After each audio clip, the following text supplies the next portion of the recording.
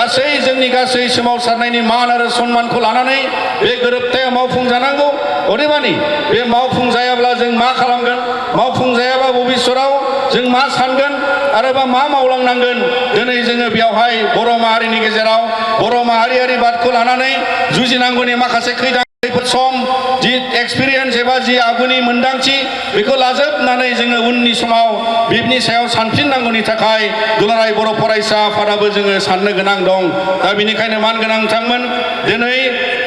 नोंथांमोन बयनिबो सिगाङाव जोङो मोनसे एपिल होनो लुबैदों जे दिनै जोङो मिथिगौ जे दिनैनि बे दिना मोनसे फोरमान,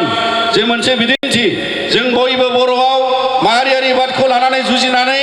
गावनि आथिङाव गसंथानो थाखाय गावनि राव थुनलाइ हारिमु दोरोङारि खान्थिखौ लानानै अराय थांनानै थानांगौनि थाखाय गावनि इउनिक आइडेन्टिटि डिस्टिंक्ट आइडेन्टिटिखौ लानानै बड'फा उपेन्द्रनाथ ब्रह्मआबो जोंखौ फोरोंलांदों, बुंलांदोंमोन, फोजाखांलांदोंमोन जे बड'आ मोनसे ग्रेट नेसनेलिटि जानांगौ आरो बेजों लोगोसेयै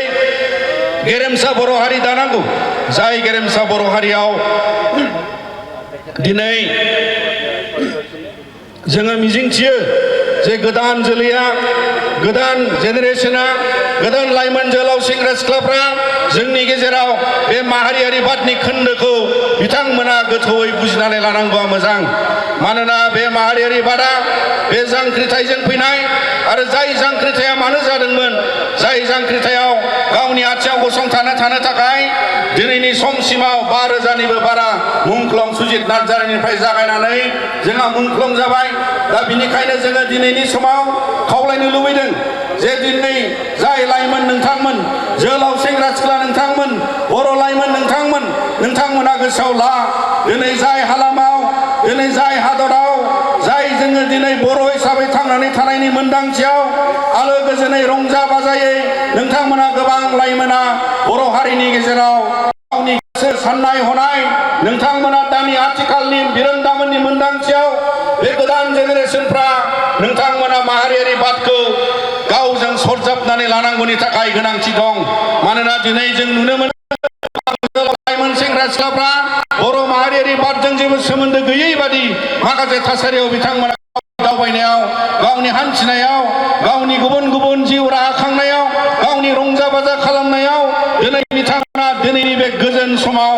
दिनै जोंनि मुंख्लंफोरखौ बावनो हमदों। दिनै जोंनि दैदेनगिरिफोरनि जाय समाव खस्थ' खालामनानै जाय समाव गाव गाव न'खर गारनानै हारिनि गेजेराव बारसोमदोंमोन, माहारिनि थाखाय बारसोमदोंमोन, बिथांमोना बयबो दिनैनि जेनेरेशना गोबां समाव मान सन्मान होनो रोङाखै आरो गोबां समाव बिथांमोना गेदेर गोलाव जोंनि हारिनि गुबुन गुबुन समनि गुबुन गुबुन आफादनि दैदेनगिरि जाबोनाय BLC-नियानो जा, एबसुनियानो जा, भलन्टियार फर्सनियानो जा, NJP-नियानो जा,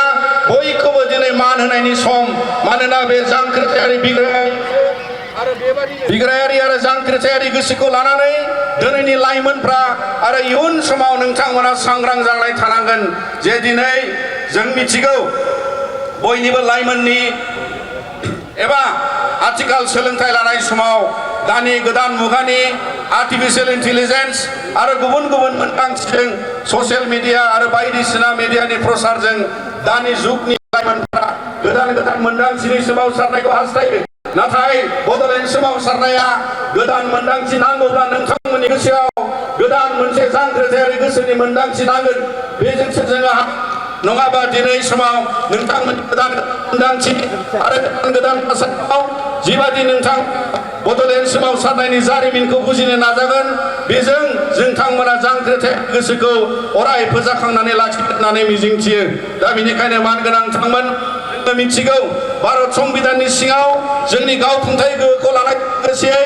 आलादा बड'लेण्ड हास्थायनानै आरो भारत संबिधाननि सिङाव जोङो मोनसे साब नेसनेलिस्ट डिस्टिंक्ट ग्रेट बड' नेसनेलिटिखौ लानानै जोङो थांनानै थानो लुबैनाय मोनसे हारि। आरो बिनिखायनो संबिधाना जोंनो होनाय जि मोनथायफोर पलिटिकेलि, इक'नमिकेलि, ससियेलि जोङो जाय जास्टिसनि थाखाय दिनै जोङो नेनानै दं, बेखौ जाफुंसारनायनि लामायाव जों बयबो जायागौमानि जोङो बे थांखियाव दावगानांगोन। आरो बिनिखायनो बियो मोनसे दुलाराय बर' फरायसा आफादनि दिदोम थिरांथा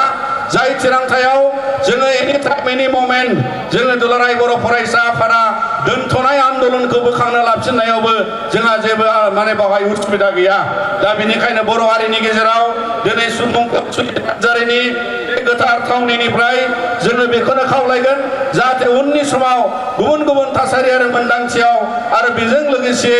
जाय दिनै मुंख्लं सुजित नार्जारिनि गोसोखां मिरुआवहाय जोङो ज' जानानै जोंनि बे माहारियारि बादखौ लानानै आरो जोंनि मुंख्लं सुजित नार्जारिनि बेवहाय मोनसे गोथार थावनियाव थुबुर जाबाय आरो बेवहाय बयबो दैदेनगिरि नोंथांमोन जाय नोंथांमोना दिनैनि बे बड'लेण्ड मार्टार्स डे फालिनायाव बे थावनियाव नुजाफैबाय आं नोंथांमोन बयनिसिमबो दिनैनि बे बड'लेण्ड मुंख्लं साना आरोबाव अराय बर' माहारिनि थाखाय मोनसे मेरुदण्ड जाथों जाय मेरुदण्डआव जोंनि रांखान्थि भाबे गावनि माहारियारि बादखौ लानानै अराय थांनानै थानायनि मोनसे सान्थौ आरो सानस्रिनि गावनि साब नेसनेलिस्ट आरो माहारियारि बादखौ अराय गोसोखांनानै खौसेयै दावगालांनायनि मोनसे मेरुदण्ड जाथों आरो बिनिखायनो दिनै बे बड'लेण्ड मुंख्लं साननि बे दिनै जोंनि गोथार फिरफिला बिरहोनायाव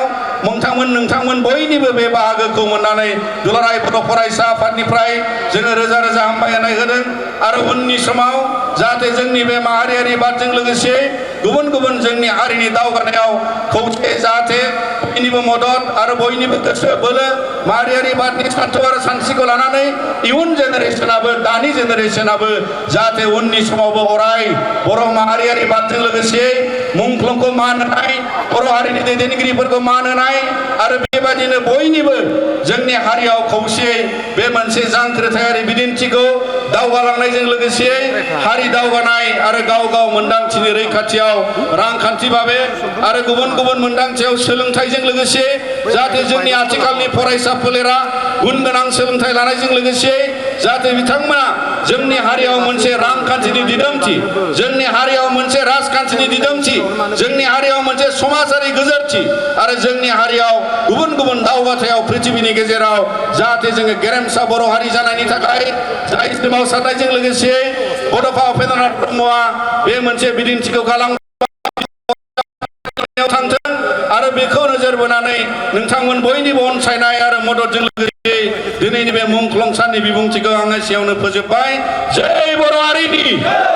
जय बर' हारिनि जय बर' हारिनि